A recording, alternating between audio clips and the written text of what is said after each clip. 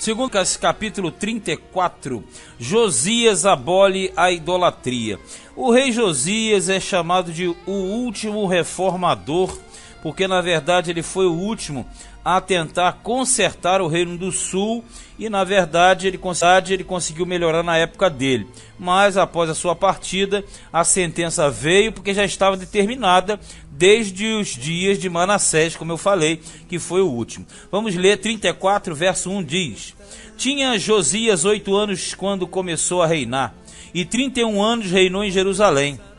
E fez o que era reto aos olhos do Senhor, e andou nos caminhos de Davi, seu pai, sem se desviar deles nem para a direita nem para a esquerda. Porque no 8º ano do seu reinado, sendo ainda moço, começou a buscar o Deus de Davi, seu pai. E no 12º ano começou a purificar a Judá e a Jerusalém dos altos e dos bosques e das imagens de escultura e de fundição. Você percebe que aquele é chamado um rei que andou nos caminhos de Davi. Sempre Davi é tido como uma boa referência. Agora veja que ele começa a reinar com 8 anos e no 8º ano do seu reinado, ele já estava com 16, ele começa a empreender essa reforma. Você fala assim, mas por que essa questão de tempo? É porque você vai percebendo que quando um rei jovem assim assumia, era muito difícil ele logo de cara fazer alguma coisa, até porque todo o sistema e a influência poderia até mesmo fazer com que ele fosse morto ou assassinado. Agora, à medida que o tempo vai passando, você percebe que ele vai tirando os abusos, os autos, porque isso aqui era mexer com o povo. E mexer com o povo de Deus era um problema sério, porque eles tinham manias, eles tinham costumes, práticas, que eram na verdade erros, mas que eles não admitiam abertamente. Olha no 4. E derribaram perante ele os altares de Baalins, e cortou as imagens do sol que estavam acima deles, e os bosques, quando fala acima deles, é nos altos. E as imagens de escultura e de fundição quebrou, e reduziu a pó, e os aspergiu sobre a sepultura dos que lhes tinham sacrificado. Isso quer dizer que o Josias, ele tirou. E olha que parece, na leitura que nós fizemos anteriormente, que o Manassés tinha tirado tudo, o Amon começou pouco tempo, mas não é verdade. A proliferação daquilo estava lastrada dentro do reino do sul. Então ele foi fazendo uma faxina. Olha aqui no versículo 5. Ó. E os ossos dos sacerdotes queimou sobre seus altares e purificou a Judá e a Jerusalém. Isso é profanação. Ele pegar os ossos daqueles que morriam e eram sepultados próximos aos altares dos deuses que cultuavam. O mesmo fez nas cidades de Manassés e de Efraim, de Simeão e ainda até Naftali, em seus lugares assolados ao redor. E tendo derribado os altares e os bosques e as imagens de escultura, até reduzi-los a pó, e tendo cortado todas as imagens do sol em toda a terra de Israel, então voltou para Jerusalém. Olha só como é que ele faz. Ele faz uma reforma que começa no sul e ele vai também até o norte. Nós lembramos que nas profecias, aquelas profecias que falavam a respeito à queda do norte, lá nós sabíamos que o Josias surgiria no sul para ir até o norte e fazer a profanação. Só que nós devemos entender, nessa época que não existia mais o reino do norte. O reino do norte já tinha sido destruído pela Assíria. O que existia, na verdade, eram as tribos nas suas respectivas áreas, conforme aquela divisão anterior. O Josias, o que ele fez? Como agora não tinha barreira nenhuma, ele sai do sul, faz a reforma no sul e corre para o norte. E para o norte ele vai começar a fazer o quê? Uma limpeza também.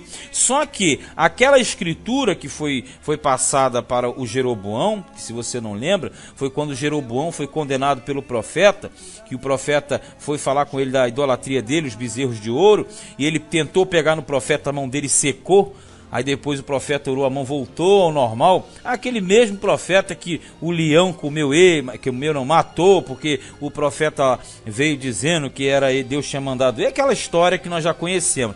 Então foi naquela ocasião que o profeta falou para o Jeroboão: vai nascer um homem na casa do sul, linhagem de Davi, chamado Josias. Esse vai vir até aqui profanar o altar. Então, na verdade, quando isso acontece, veja bem, nem o próprio Josias sabia dessa informação. Porque, primeiro, o livro dos reis, esse que você tem na Bíblia, não estava na mão do rei Josias. Porque aquela história, ela a princípio só foi escrita mais à frente. E outro detalhe, essa composição do livro dos reis, ela foi feita no sentido do Lago do Norte. Então, quer dizer, o sul não tinha noção dessas escrituras. Ninguém chegou para o Josias e falou assim: Josias, tu tem que ir lá no norte para você fazer profanação dos santuários, porque o teu nome está aqui. Não. Isso aconteceu com Ciro, rei da Pérsia, não é isso? Ele fica sabendo, o nome dele está nas escrituras. Josias não. Então o que Josias está fazendo aqui, ele está fazendo aquilo que era determinado por Deus. Então, na verdade, você vê que os tempos de Deus são cumpridos. Então Manassés tinha que reinar aqueles 55 anos, para o Amon reinar 2 anos para entrar o Josias. E o Josias faria isso na época certa, no momento certo. Então, jamais você tem como entender que isso partia do próprio Josias. Isso aqui não partia dele. Aquilo ali era o próprio Deus que despertava no elemento a sede por realizar tais obras. De forma que ele foi em todo Israel para profanar. Olha no verso 8. E detalhe, ele ainda não tinha conhecimento do livro da lei. Tudo isso ele fez por inspiração direta, sem saber do livro da lei. Olha no 8. E no ano 18º do seu reinado, havendo já purificado a terra e a casa, quer dizer, o templo e o território, enviou a Safã, filho de Azalias, e a Maacéias, maioral da cidade, e a Joá, filho de Joacás, registrador. Registrador seria o mesmo que cronista, para repararem a casa do Senhor, seu Deus. E vieram a Ilquias, sumo sacerdote, e deram o dinheiro que se tinha trazido à casa de Deus, e que os levitas que guardavam o umbral tinham recolhido das mãos de Manassés e de Efraim e de todo o resto de Israel, como também de todo Judá e Benjamim, porque Judá e Benjamim fazem o mesmo grupo. E voltaram para Jerusalém. Então vamos entender. Aqui está dizendo que todo o dinheiro que ele arrecadou de todas as tribos, a terra de cima com as de baixo, trouxe para a casa do Senhor para se fazer, na verdade, reformas, né? Quando fala o umbral, quer dizer, o umbral é quem guardava a entrada das portas, né? 10. E o entregaram aos que dirigiam a obra e superintendiam sobre a casa do Senhor, o templo. E estes o deram aos que faziam a obra e trabalhavam na casa do Senhor, para consertarem e repararem a casa. Na verdade, uma reforma no templo físico. Só que tem a reforma no templo físico e a reforma no templo espiritual. E o deram aos mestres da obra e aos edificadores, para comprarem pedras lavradas e madeira para as junturas, quer dizer, para os cantos, e para sobradarem, quer dizer, fazer o sobrado, as casas que os reis de Judá tinham destruídos. Tudo que eles tinham destruído, na verdade, o Josias está reparando. 12.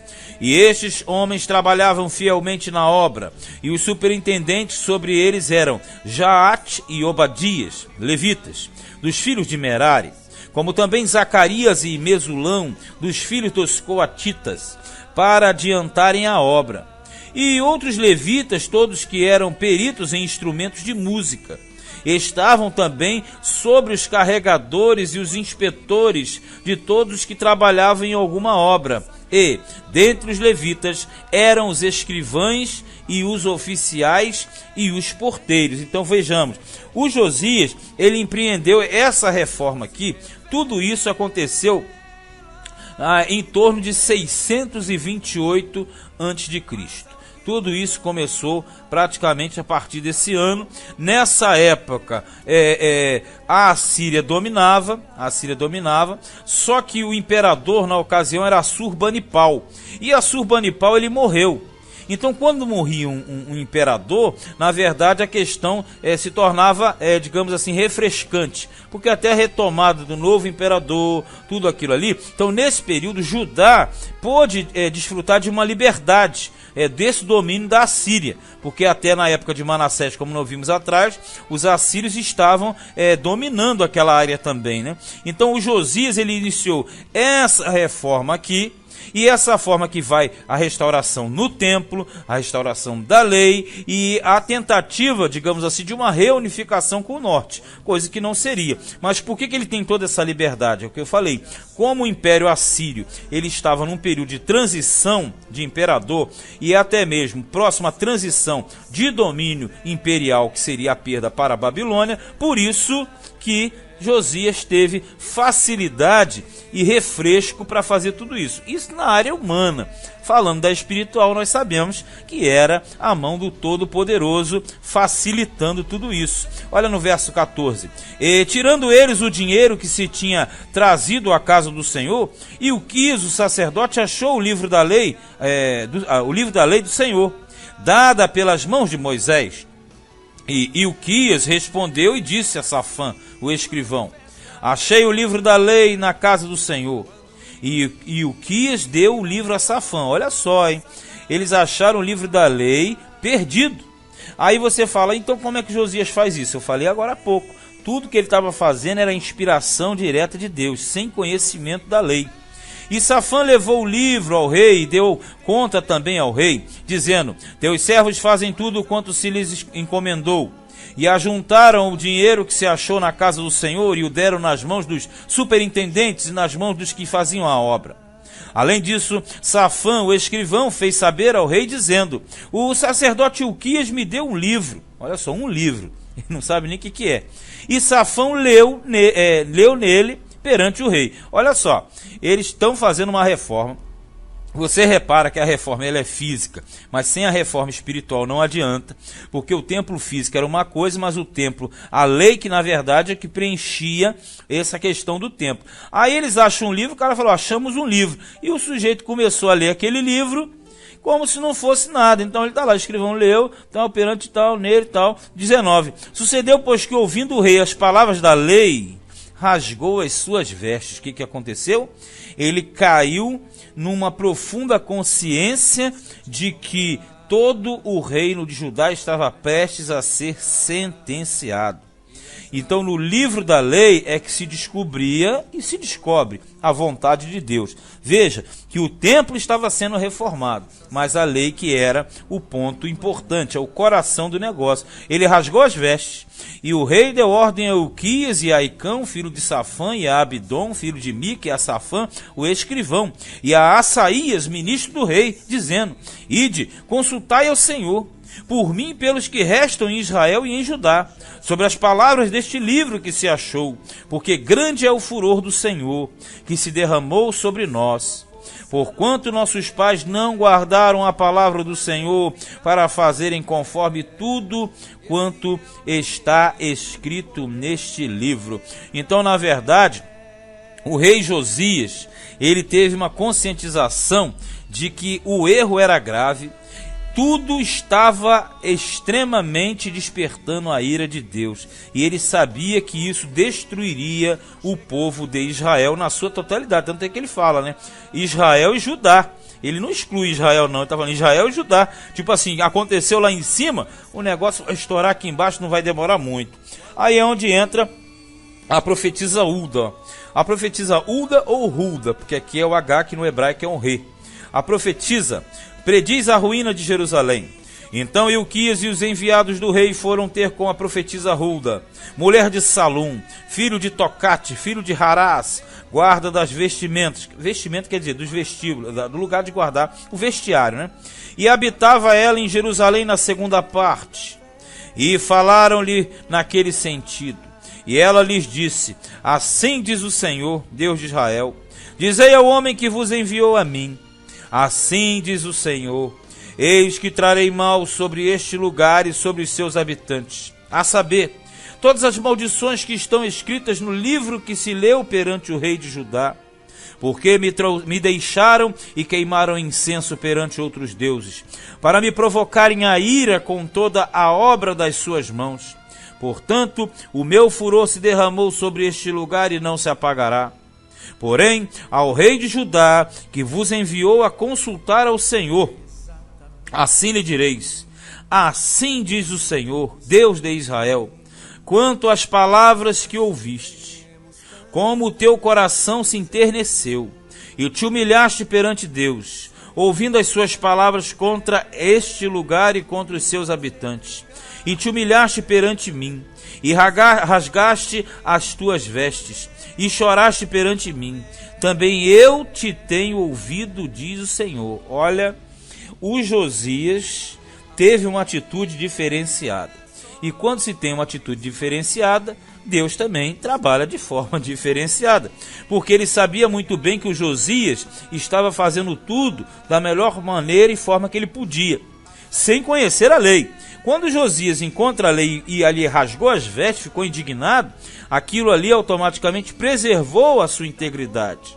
Ele falou, olha, eu ouvi a oração dele, mas só que tem o seguinte, no 28, eis que te ajuntarei a teus pais, e tu serás recolhido ao teu sepulcro em paz, e os teus olhos não verão todo o mal que hei de trazer sobre este lugar e sobre os seus habitantes. E voltaram com esta resposta ao rei. Está dizendo, você vai dormir em paz, mas depois que você morrer, os outros que vierem vão sofrer todos os malefícios. 29. Então o rei convocou e ajuntou todos os anciãos de Judá e Jerusalém. E o rei subiu à casa do Senhor com todos os homens de Judá e os habitantes de Jerusalém, e os sacerdotes e os levitas, e todo o povo, desde o maior até o menor. E ele leu aos ouvidos deles todas as palavras do livro do concerto, que se tinha achado na casa do Senhor. Ele fez uma conscientização para que todos soubessem dos danos e dos erros que eles tinham cometido, que eles haviam causado. E ele leu tudo aquilo ali, ó. E pôs-se o rei em pé em seu lugar, e fez concerto perante o Senhor, para andar após o Senhor, e para guardar os seus mandamentos, e os seus testemunhos, e os seus estatutos, com todo o seu coração e com toda a sua alma, cumprindo as palavras do concerto que estão escritas naquele livro. E fez estar em pé a todos quantos se acharam em Jerusalém e em Benjamim. E os habitantes de Jerusalém fizeram conforme o concerto de Deus, do Deus de seus pais. Quer dizer, o Josias, ele conseguiu pelo menos amenizar a coisa naquela situação. E aqui fala claramente, eles tinham abandonado os mandamentos de Deus, os testemunhos de Deus e os estatutos de Deus. Essa divisão é a divisão básica dentro da estrutura, porque toda a lei que Deus entregou, a Torá, os testemunhos, todos os relatos, tudo aquilo que foi passando, e os estatutos, ou seja, os preceitos que foram estabelecidos dentro de Israel para a bem-aventurança daquele povo. Então, na verdade, quando eles abandonaram tudo isso, eles se prestaram a saírem debaixo da bênção, e quem saía debaixo da bênção entrava diretamente debaixo da maldição. Então não vai acontecer na época dele, mas acontece depois. 33. E Josias tirou todas as abominações de todas as terras que eram dos filhos de Israel, e a todos quantos se acharam em Israel, obrigou a que com tal culto servissem ao Senhor seu Deus.